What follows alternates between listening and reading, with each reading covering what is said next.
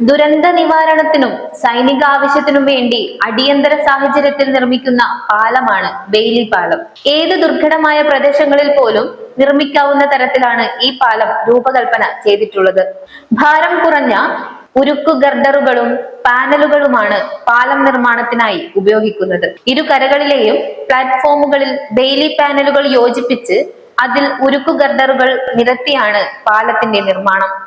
ഇരുമ്പ് തൂണുകൾ ഉപയോഗിച്ച് പാലം ബലപ്പെടുത്തുകയും ചെയ്യും. രണ്ടാം ലോക മഹായുദ്ധകാലത്ത് ബ്രിട്ടനിൽ ഉദ്യോഗസ്ഥനായ ഡൊണാൾഡ് ബെയ്ലിയാണ് ഇത്തരത്തിലുള്ള പാലത്തിന്റെ കണ്ടുപിടുത്തത്തിന് പിന്നിൽ. റാന്നി പാലം തകർന്നപ്പോഴാണ് കേരളത്തിൽ ആദ്യമായി ബെയ്ലി പാലം നിർമ്മിച്ചത്. മുണ്ടക്കൈയിൽ 190 അടി നീളത്തിലാണ് പാലം നിർമ്മിക്കുന്നത്. 24 ടൺ ഭാരം വഹിക്കാൻ ശേഷിയുള്ള പാലമാണിത്. പ്രതിരോധ സുരക്ഷാ സേന ക്യാപ്റ്റൻ വരുൺ സിംഗ് നാനാവതിനാണ് പ്രവർത്തനങ്ങളുടെ മേൽനോട്ട ചുമതല.